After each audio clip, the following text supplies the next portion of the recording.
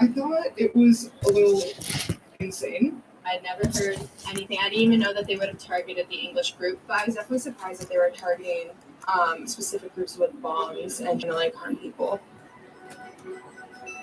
At the same time, Quebecers are presented with a democratic path to separatism. In 1968, even as FLQ bombs are going off in Montreal, the separatist Parti Québécois is formed, led by René Lévesque. It's about time we woke up our minds. You know, there's been a continuing crisis about the status of Quebec and about where the hell we go from there. 2 years later, in a Quebec provincial election, the Parti Québécois fields a full slate of candidates against the Liberals and the Union Nationale. Supporters of independence have high hopes, but on the eve of the election, Lévesque is cautious. It could be a huge popular vote and not enough seats, which would be dangerous because this creates a sort of frustration. That frustration is realized on election night, when the Parti Québécois gains 23% of the vote, but only 7 seats, losing the election to the Liberals and the new Premier, Robert Bourassa.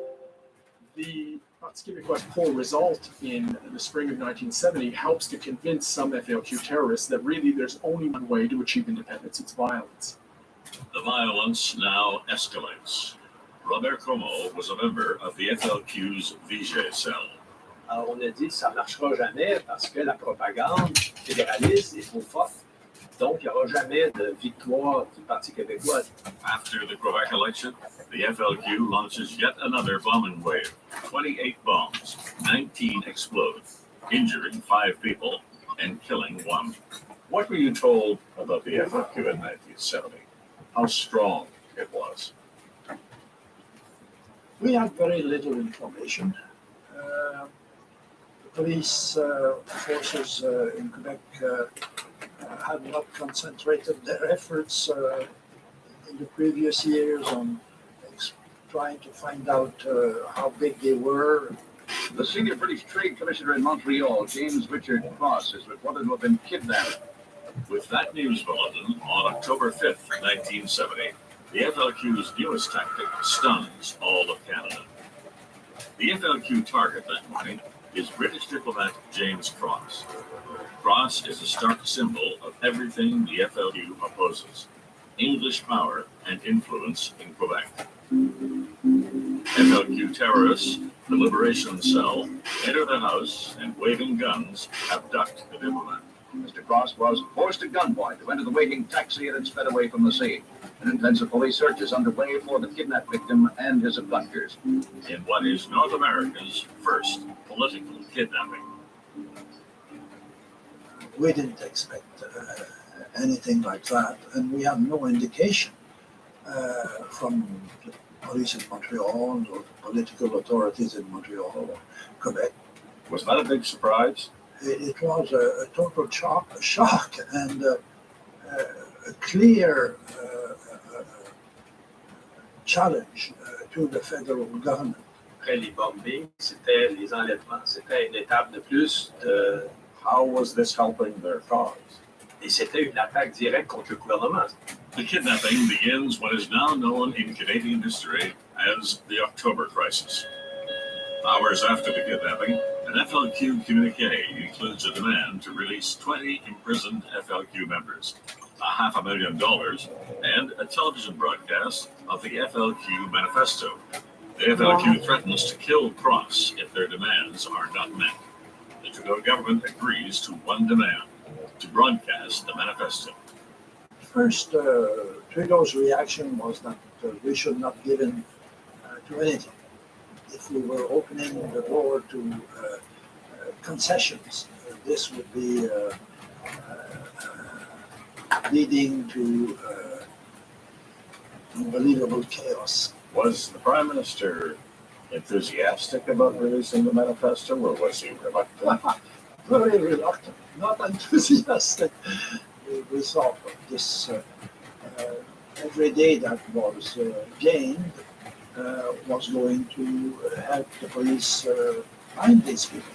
FLQ members like Robert Como support the manifesto. Parce que je pense que c'était une guerre qui était juste, c'était une guerre qui était juste. on avait des objectifs qui étaient nobles. Vous pensez qu'à l'époque, on se voyait dans une guerre avec le gouvernement d'Ottawa. But Ottawa does not budge on the demand to release what the FLQ calls political prisoners. Police search Montreal trying to find Cross.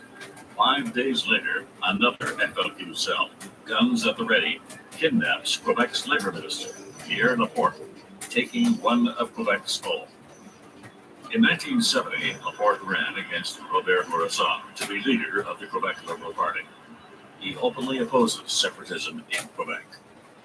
He's working toward a better economy in the province of Quebec. The more we will succeed in doing that, the more the separatist group will vanish. The FLQ kidnapping is a brazen attack on the very foundation of Quebec and Canada. Former Prime Minister Jean Chrétien. They kidnapped him at the door of his house on Saturday, if I recall, and it was quite dramatic for a country like Canada.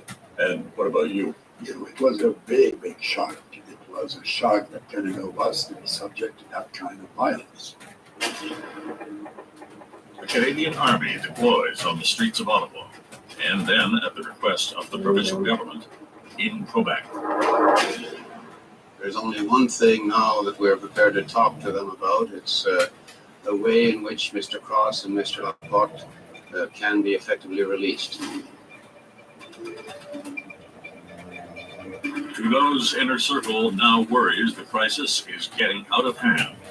It did increase very considerably immediately the pressure on the federal government from the Quebec government and Montreal authorities.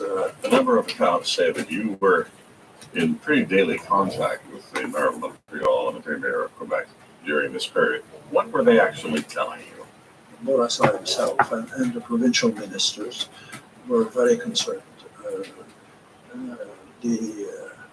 that the situation was getting out of control. That growing feeling of panic leaves Trudeau with a tough decision. Coming up, It was definitely a shock treatment. We have no doubt about that. Canada under martial law. How far would you go with that? How far would you extend that? Well, just watch me. When W5 continues.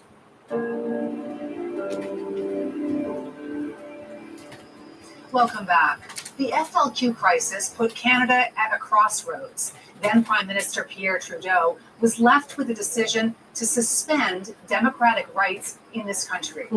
Here again is Lloyd Robertson.